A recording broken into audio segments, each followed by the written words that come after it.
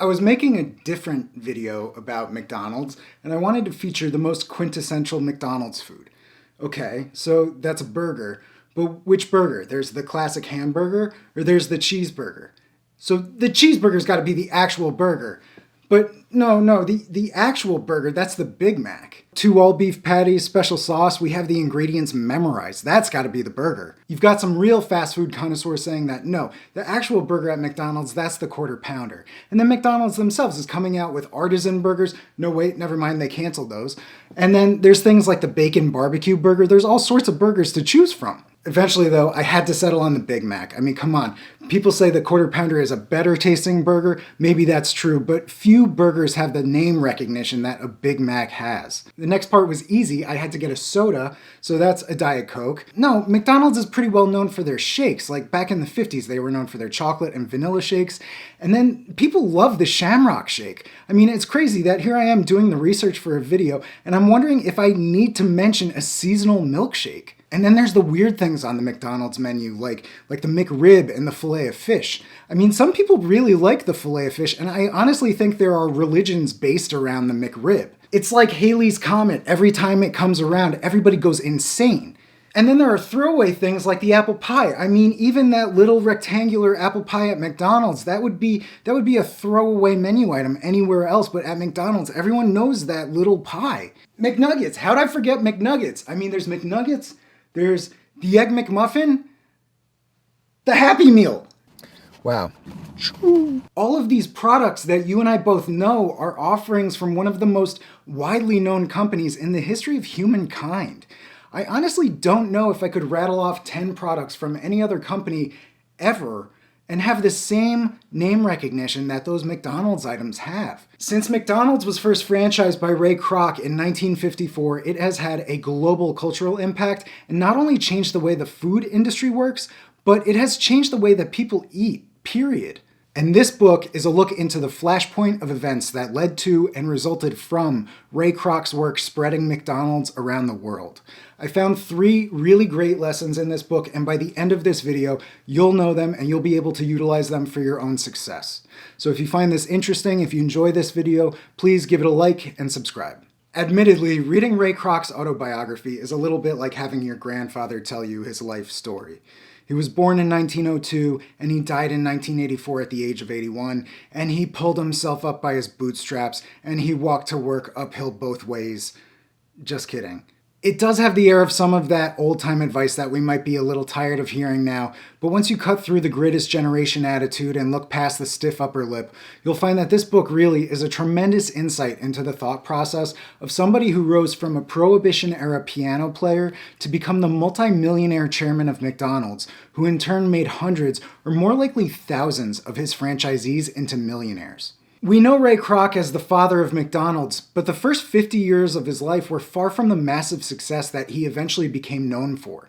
He started playing piano at a young age and worked as a gigging piano player at various bars and other venues in the Prohibition years. Ray worked several sales jobs before he was introduced to the first McDonald's restaurant, and his longest and most successful stint was selling paper cups for the Lilly Paper Cup Company. He went around to local soda shops and pharmacies, and he honed his sales skills to become the lone supplier of paper cups for them and basically any business he could find. He was the person who got his company their national contract with Walgreens pharmacies for their soda fountains. They went on to supply paper cups to every Walgreens pharmacy for years and years. So there's loads of good sales knowledge in the book, but I found 3 bigger lessons in the book outside of sales. When he was 52, Ray started the process of turning McDonald's from a small chain of burger restaurants in the Southwest to an international corporation with more than 8,000 franchises at the time of his death. And that is my first takeaway. 30 years is a long, long night. When people asked what it was like to be part of the overnight sensation that was McDonald's spread across America, Ray would reply by saying that 30 years is a long, long night. And he was saying that because while it was true that McDonald's was an overnight sensation once Ray put his resources into franchising the restaurant, Ray himself was not an overnight sensation. Like I explained before, Ray had a long sales career in his 20s, 30s, and 40s before there was even a whiff of the McDonald's opportunity. Humans are naturally drawn to stories of success at a young age. You've got your Wonderkins, you've got the Forbes 30 under 30. Billie Eilish. And for better or worse, people are inherently interested in hearing about super smart people who are ahead of the curve. There's a daydreamy kind of fantasy element to those stories, and people like those stories because they want to be able to enjoy wealth and success for as long of a period of time as possible. It's not infrequent that you'll hear people say, "Oh, if I could go back with what I know now." But that's living in the past, and Ray didn't let his past hold him back. He used it as the foundation to build a tremendously successful company based on the principles he learned in the first 30 years of his career. It's a funny parallel, but I realized it's like Ocarina of Time. You play the game, you get through the first 4 temples, and you get to the Temple of Time and you think, dang, that was an amazing game. That was such a wild story. Nope. Now you're Link 7 years later, and guess what? The game is just starting. You use what you learned in the first half to help you solve the second half. Ray's first half was his career selling Lily paper cups. He made an opportunity with McDonald's. He saw something he wanted to be a part of and made a deal where there wasn't one. And that goes back to my video about Way of the Wolf. He had an ability to create a deal where one hadn't existed before. By prospecting and finding a way to make himself valuable, he created an opportunity to take McDonald's to a scale that nobody considered possible. And he started that process at the age of 52. I don't know what this lesson could be boiled down to other than just raw perseverance and self-reliance, but at so many points in this book, I was completely flabbergasted at the fact that Ray just got going at the age of 52. It's really influential, and if you're closer to the age of 52, then here's your excuse to not give up. And if you're younger than 52 and you feel like your success hasn't taken the shape you wanted, just remember that your overnight success might be taking place after one long night. Lesson number 2 from this book is what I call part versus whole thinking. I'm kind of coining this phrase based on how Ray describes how his mind works. This lesson really blew my mind because it shed light on something I experience a lot. Many times I'm guilty of being flabbergasted by looking at something massive and wondering how it came to be. It is so busy here. It's amazing. I marvel at big companies and wonder how the heck they grew and how they work and how they handle roles and communication. And I kind of let my awe cloud my mind from realizing that these companies weren't just spat out in their modern forms. They took years and lots of painful lessons learned to grow from a small, hamburger restaurant in San Bernardino to a global chain with more than 40,000 locations. In the book, Ray said that he knew once he was in his 50s that his mind worked best when he worked on the details before the design. He writes, "I don't think in that whole grand design pattern. I work from the part to the whole, and I don't move on to the large-scale ideas until I have perfected the small details." That is to say that he wouldn't have drawn the blueprint for today's McDonald's by saying, well, we're going to be in this many locations and serve these markets and offer this many products with this amount of marketing and promotion, etc. He knew that his mind worked by looking at the details first and building the design around those. In this example, he might have known that he liked the layout of individual stores because they limited loitering, and they didn't have interior dining areas to clean, and they didn't have jukeboxes and vending machines to give teenagers a hangout. Then he might take the plan for those buildings and see what markets it would be able to slot in best most immediately. Or for their supply chain, for Ray's part versus whole thinking, rather than deciding, oh, well, our restaurants are going to utilize beef provided by 7 dozen national suppliers who will ship this many pounds of 19% fat beef to restaurants after every 3 days. No. He was going to think about the burger first, then find the right supplier to get the beef for that restaurant. Then he goes from there and grows the design outward, thus creating the whole from the part. So it's easy to look at something massive and wonder how it came to be when it's really the sum of its own parts. And I know this sounds incredibly simple and obvious, but again, it was a realization to me, and it reminds me to kind of flip my thinking every now and then. You know, massive companies aren't entirely the work of some singular genius, and they are not perfectly efficient from the start. They experience a series of permutations of their method. They modify their operations day after day, quarter after quarter, to become more finely honed. McDonald's tweaked their operations over years and took input from everyone from the grill cook to executive management, from the store operator to the supplier, and that's how they streamlined their operations over time. And this process of refining over time not only made McDonald's more efficient, but it gave them some of their best-known products. The Big Mac, the Egg McMuffin, the apple pie, the Shamrock Shake, and Filet-O-Fish all were the ideas of individual store operators who got in touch with Ray Kroc, and their small parts became huge components of the whole.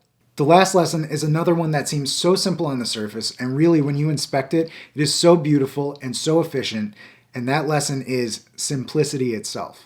Number 3, simplicity is beauty. It concentrates efforts.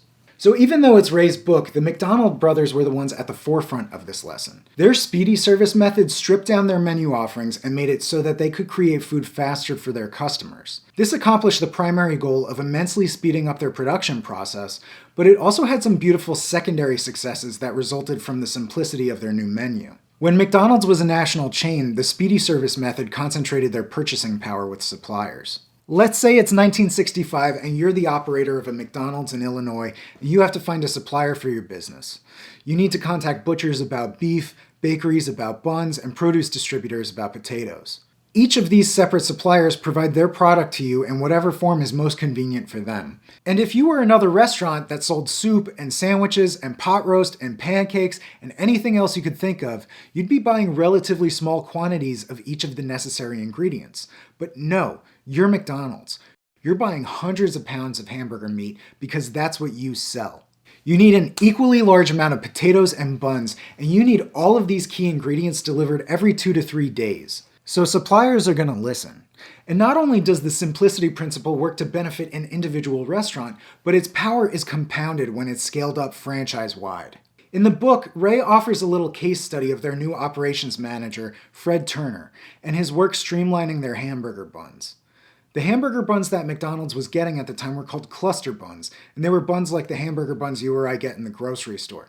They came in clusters and they were partially sliced, so the grill cook had to take time to separate each bun from the cluster and cut it all the way open. Ray saw those wasted seconds adding up to wasted minutes, and he wanted to get as much efficiency out of the speedy service model as possible. So Fred Turner approached their largest bakeries and was able to get them to produce buns specifically for McDonald's purposes. The buns came individually separated from their bacon clusters and were fully sliced.